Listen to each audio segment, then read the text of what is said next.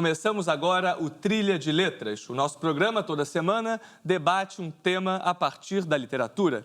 E hoje nós vamos falar de uma figura profissional que costuma ter uma trajetória bastante peculiar, porque começa escrevendo matérias em jornais e então migra para a literatura de ficção. É a figura do jornalista e escritor. Quem nos prestigia hoje aqui no nosso estúdio é o jornalista e escritor Arthur Dapiev. Ele foi um dos vencedores do Prêmio Oceanos de Literatura de 2016 com o livro de contos Maracanazo e Outras Histórias. E é autor de outros 11 livros, entre ensaios, biografias, livros de ficção. Também está aqui ao meu lado, nossa querida Cátia Navarro. Querido Dapiev, seja bem-vindo ao nosso programa. Bom, muito obrigado pelo convite de estar aqui contigo e com a Cátia. É um prazer imenso tê-lo aqui. Muita gente pensa, o imaginário popular é que talvez a linguagem jornalística atrapalhe a criar ficção ou ajude a criar ficção. Quero saber, no seu caso, como é que funciona e como você enxerga isso. Eu acho que depende um pouco da ficção que o jornalista, escritor queira criar.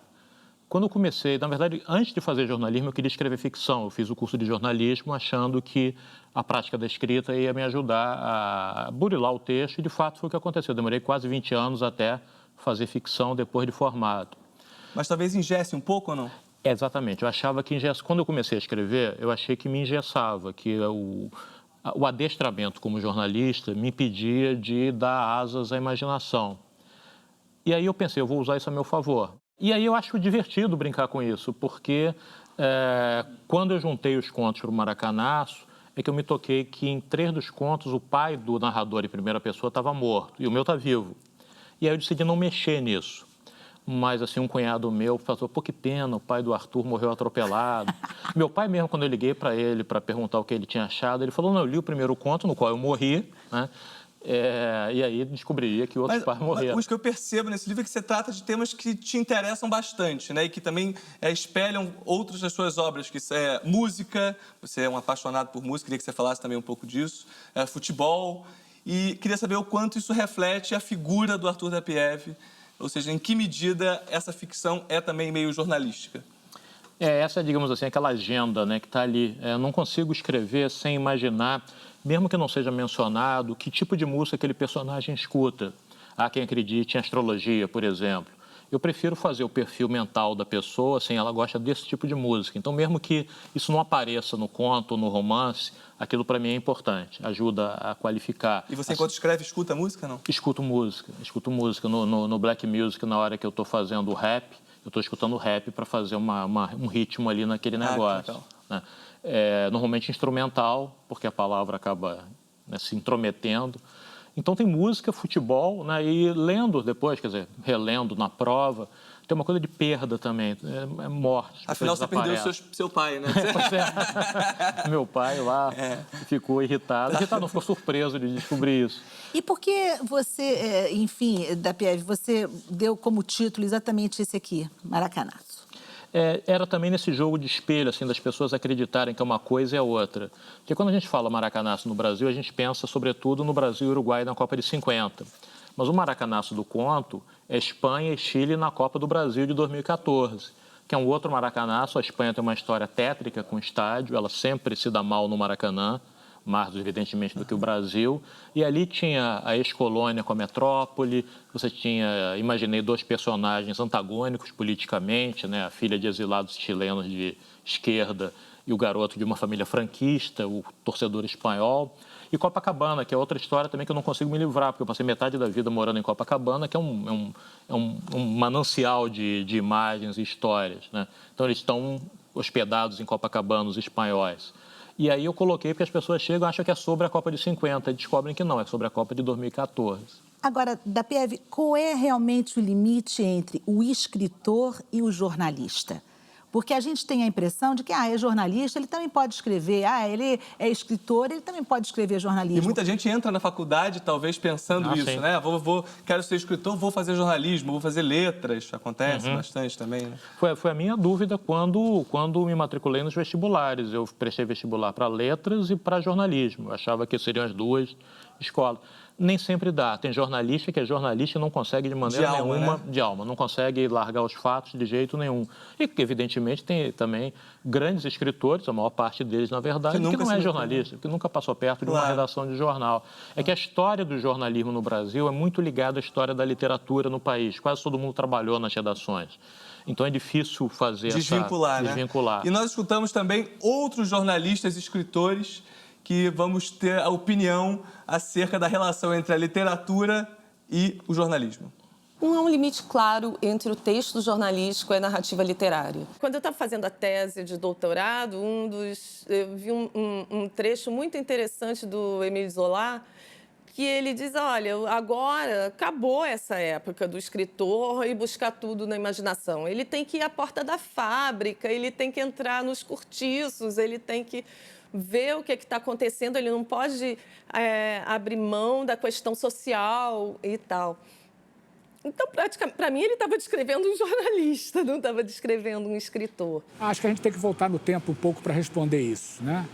Porque o jornalismo é um irmão muito mais novo da ficção, da escrita literária, na medida em que a escrita acompanha a humanidade pelo menos há 4.000 anos, né? E o jornalismo começa a nascer a partir do tipo móvel de Gutenberg no século XVI, né? Passagem do século XV para o século XVI.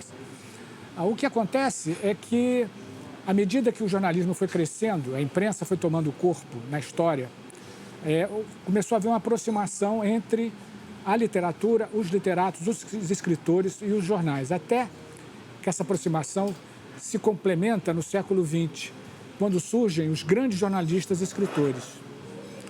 Você pode ir de Hemingway, pode passar pelo João do Rio, você pode passar pelo Nelson Rodrigues, pode passar pelo Carlos Heitor Coni, por exemplo. Mas esses jornalistas viviam um outro mundo do jornalismo, onde o tempo real não era tão decisivo, não era tão importante na hora do seu trabalho.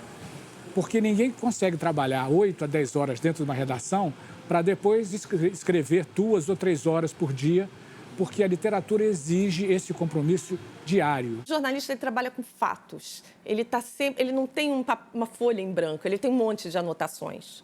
Ele já tem as aspas, ele já tem um enredo, ele já tem uma boa história que vai atrair pessoas.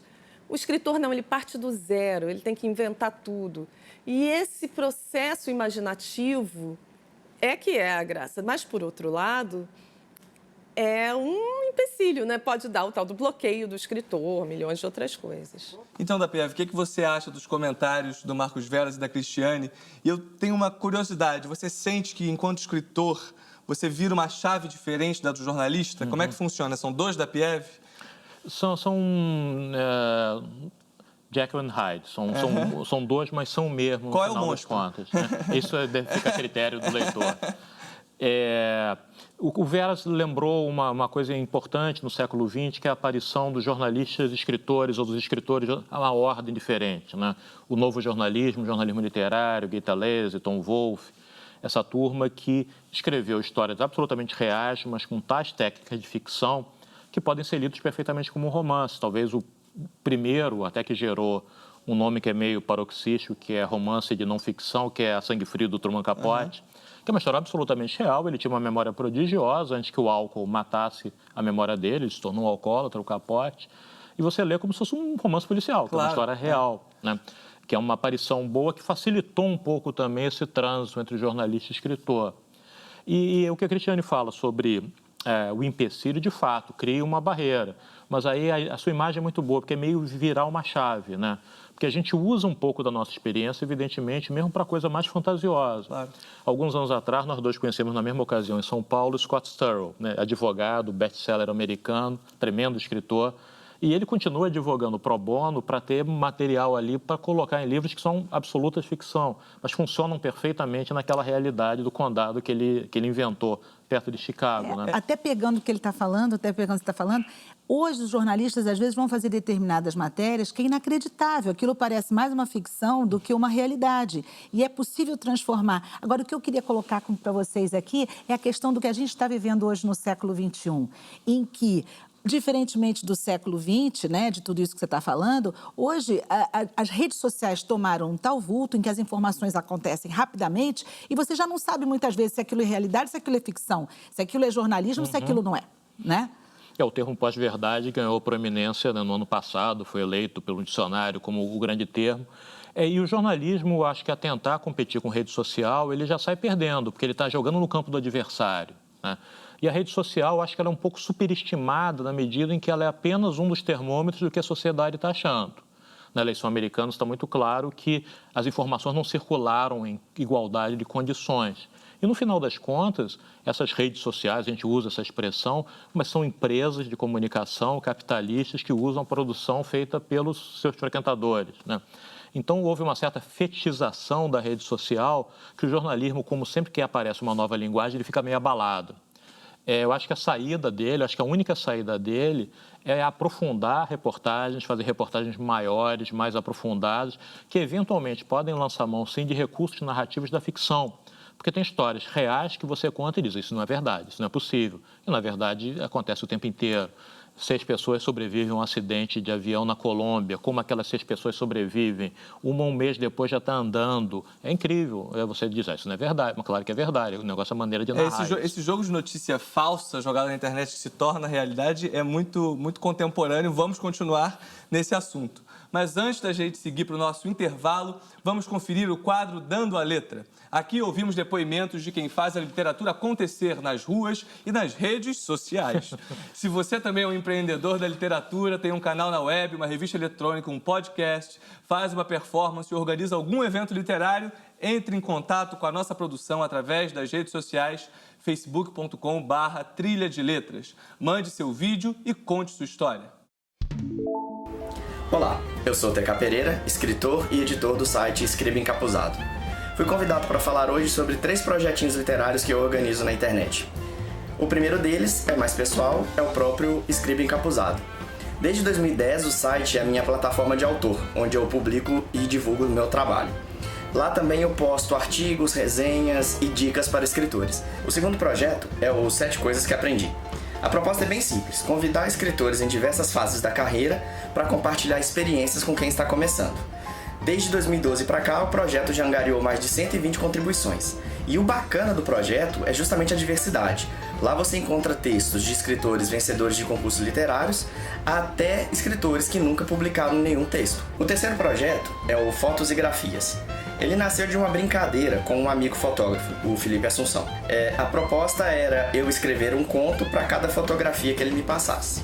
Hoje, o Fotos e Grafias é uma espécie de antologia online de contos, poesias e crônicas. Nessa primeira temporada, a gente decidiu convidar 16 outros escritores para compartilhar textos inspirados em fotografias que eles mesmos escolheram.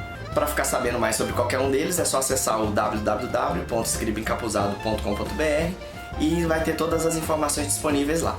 Obrigado pela oportunidade e a gente se vê por aí.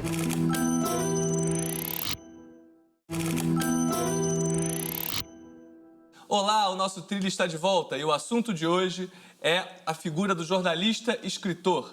Nós perguntamos aos nossos entrevistados como eles fazem para equilibrar a escrita jornalística e a escrita literária. Vamos dar uma olhada nas respostas que eles deram. O jornalista ele tem, por formação, esse instrumento poderoso que é o conhecimento do idioma, ou deveria ter. Então, esse trabalho contínuo com o idioma facilita para que o jornalista possa ultrapassar a fronteira do jornalismo e passar a escrever ficção, por exemplo. O texto jornalístico, ele atrapalha e ajuda quem quer ser escritor. Essa era a grande questão do João do Rio, quando, em 1904, ele publicou Momento Literário.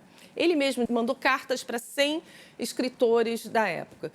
E eram 5 perguntas, era uma enquete. E ele mesmo dizia que a principal é trabalhar em jornal atrapalha ou não quem quer ser escritor. Muito engraçado, porque boa parte diz que é a favor, boa parte diz que é contra, mas a maioria diz que ajuda e atrapalha. Eu acho que a melhor resposta foi do Hemingway. Ele disse que, imagina, trabalhar em jornal só ajuda quem quer ser escritor, desde que ele saia a tempo. Da Pieve, esse comentário da Cristiane me faz lembrar aquele livro A Louca da Casa, da Rosa Monteiro, que é uma escritora espanhola que também é jornalista. e ela diz nesse livro que, quando ela diz que trabalhou, dediquei horas à escrita trabalhando, é para jornalismo. E quando ela não está trabalhando, ela escreve ficção. Você também tem essa sensação de que um é trabalho e o outro não? Tenho, embora seja a mesma coisa, rigor, escrever, quando a gente trabalha para o jornal, a gente está trabalhando para alguém. E literatura, no final das contas, é um pouco para a gente mesmo. Claro que mirando leitores, mas é um pouco para a gente mesmo. A gente nunca pensa que está trabalhando para outra pessoa, a gente não pensa que está trabalhando para o editor, né, da nossa editora. É diferente mesmo, a sensação é quase como se fosse a hora do recreio. E falando de hora do recreio, é curioso porque você tem um livro que, salvo engano, é a sua tese de mestrado, acerca de como o suicídio é tratado na imprensa. Ou seja, na imprensa você tem regras a serem respeitadas e assuntos que são tabus e sobre os quais você não pode se tratar. Na ficção você sente que há limites ou o suicídio e quaisquer outros assuntos fortes podem ser tratados livremente na ficção, então é uma hora do recreio, como você mesmo disse. Não, acho que não pode haver limite. Eu acho que quanto mais tabu o assunto, melhor é para a ficção tratar, né? Suicídio, incesto, toda forma de tabu na sociedade, ou coisa sobre o qual paire algum controle externo ou das próprias redes sociais. Qualquer cobrança também. Qualquer cobrança a literatura tem que tratar, senão ela fica muito acomodada, ela vai fazer uma literatura que não vai incomodar ninguém de uma forma ou de outra. Mas aí, da PF, é que eu acho que está a diferença de quem trabalha como jornalista. Porque o jornalista, ele está sempre seguindo regras, sim. Principalmente a questão de tempo. Às vezes você faz uma grande matéria, está excelente, o editor tem que cortá-la, ela chega pela metade, ela chega truncada. E isso não acontece, quer dizer, com a literatura você pode até fazer cerceamento, não é? Não há essa diferença também, esses controles que o jornalista vive e que o escritor, muitas vezes, não precisa viver isso. Mas eu acho que existe muita carpintaria no bastidor da literatura que, evidentemente, no produto final não salta aos olhos do editor. O editor, às vezes, dá um toque que corta esse pedaço aqui, troca o narrador dessa parte aqui. Ou então, às vezes, cortam 200 páginas, sugere cortar ou faz com que o autor corte. É que, como há mais tempo de elaboração, não fica com a cara de que está mal feito, que foi cortado às pressas. Foi cortado, mas foi cortado com maior controle, com tempo, faz diferença. Você mencionou o A Sangue Frio, e tem uma história que eu acho incrível do A Sangue Frio, que fala que o Truman Capote, enquanto escrevia a matéria sobre os dois assassinos da família, e eles estavam aguardando a execução, em determinado momento saiu uma decisão judicial dizendo que eles não seriam mais executados. E descobriram, anos depois, uma carta do Capote para um amigo, salvo engano, em que ele fica indignado porque os dois não vão ser mais executados. É quase uma obsessão para que a realidade obedeça aos anseios dramatúrgicos dele, né? Ou seja, se eles não são executados no final, acabou o meu livro. Né? Você sente um pouco uma espécie de... quando você quer que a realidade corresponda ao que dramaturgicamente faria sentido, digamos assim? A vantagem do escritor de ficção é que ele é o demiurgo daquele mundo dele, né? No caso do Capote, ao estar escrevendo uma história de não ficção, ele queria que fosse o final perfeito para ele, acabou sendo, né? Acabou sendo, não é spoiler, acabou sendo. Mas a gente sente, parece meio um clichê, mas a gente sente que o personagem ganha um pouco de vida própria, ele escolhe um pouco o rumo, você não tinha pensado naquilo, mas a lógica das coisas conduziram naquilo. Então, entendo que o Capote achou que a lógica da história que ele estava contando passava pela execução dos dois caras e não pela absolução ou pela comutação em prisão perpétua. Né? Mas o jornalista também torce para que aconteçam coisas, para que haja notícia, né, da PF. Isso também nos bastidores acontece. Não vai se contar isso o tempo todo, mas o jornalista fica, não está acontecendo nada nessa cidade. E aí, quando acontece, essa é a grande história daquele dia. Então, também se torce para isso. No Brasil, no momento, não há a menor necessidade de querer que aconteçam mais coisas. Isso não tem nenhuma necessidade. Aliás, não se sabe mais o que é a realidade. No Brasil, os ficcionistas estão preocupados, né? Porque a realidade está cheia de plot twists. Os humoristas, os ficcionistas estão fazendo uma manifestação.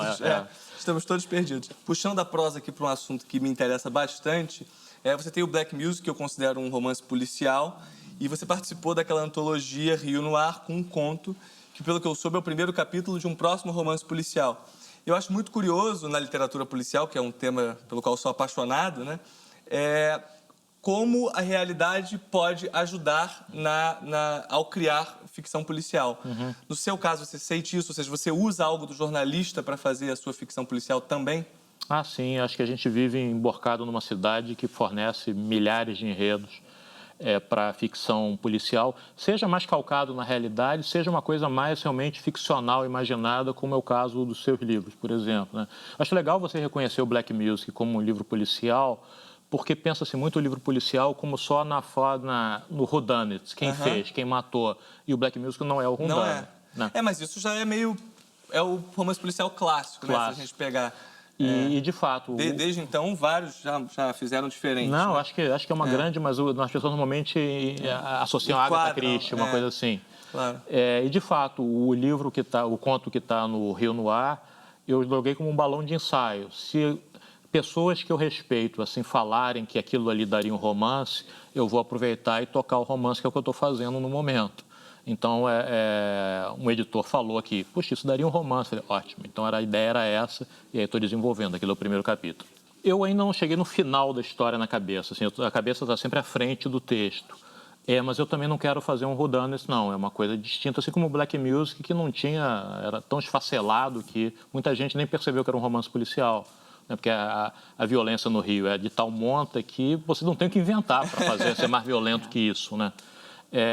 E esse romance baseado nesse conto do Rio Noir, a partir do romance do conto do Rio Noir, é a ideia também de fazer uma coisa que passe muito pelo Rio. Você passa em que bairro mesmo? Esqueci.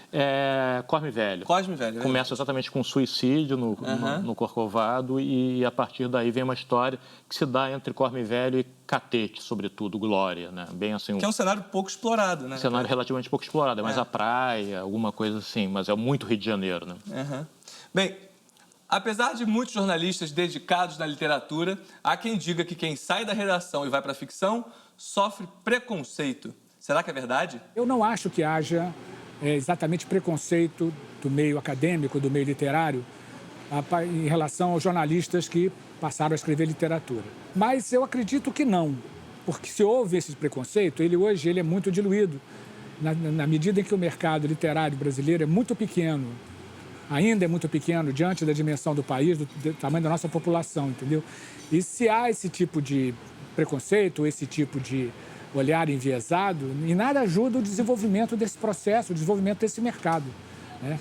Talvez eu diria para você que não há preconceito, mas certamente inveja, porque os jornalistas conseguem, com muito mais rapidez, atingir o seu público do que boa parte dos acadêmicos ou dos literatos, né, por assim dizer. Hoje em dia, se você não tem essa rede de conhecimentos, é muito difícil você começar uma carreira, né? O fato do jornalista já ter o seu nome publicado, seja nos jornais ou crédito de televisão, ou seja, na internet, facilita a entrada dele nesse mundo. E na medida em que a pessoa é mais conhecida, ela tem mais possibilidade de vender livros. Então, Dapiev, você é invejado ou sofre preconceito? Eu acho que os dois. Eu entendo o que o Veras fala de ser invejado na medida em que, de fato, ser jornalista te dá uma exposição que faz você andar algumas casinhas no jogo, né? Pelo reconhecimento. Pela rede de contatos também. Rede de contatos, né? Você cria uns leitores que se aproximam de você pela não ficção e acabam migrando para a ficção. Agora, eu acho que há um determinado tipo de preconceito que é na medida em que você escreve para um jornal ou para uma revista, os outros jornais e as outras revistas começam a te olhar torto, como se você fosse uma invenção do lugar para o qual você escreve e não tivesse um valor literário além da sua função circunstancial ali, né? Você mencionou o novo jornalismo, falou do Capote, do Tom Wolfe. Eu queria saber como você enxerga o futuro do jornalismo, né? Na medida em que a gente vive essa superficialidade das redes sociais. Será que o futuro é meio 8 ou 80? Ou seja, você vai ter pouquíssimos jornalistas, mas todos eles tendo que fazer matérias pertinentes ou não? Como é que você enxerga isso? Eu acho que no mercado e na demanda tem para todo mundo. Coisas superficiais, coisas como o do dia a dia. Mas eu percebo, inclusive como professor, numa eletiva que trata, em parte, de jornalismo literário, que quando você apresenta o jornalismo literário para os alunos, eles falam, isso é uma saída. Eu quero fazer isso... Estou livre. Porque isso eu posso escrever de qualquer maneira e posso contar histórias melhor. Eu quero falar de gente de uma maneira mais aprofundada.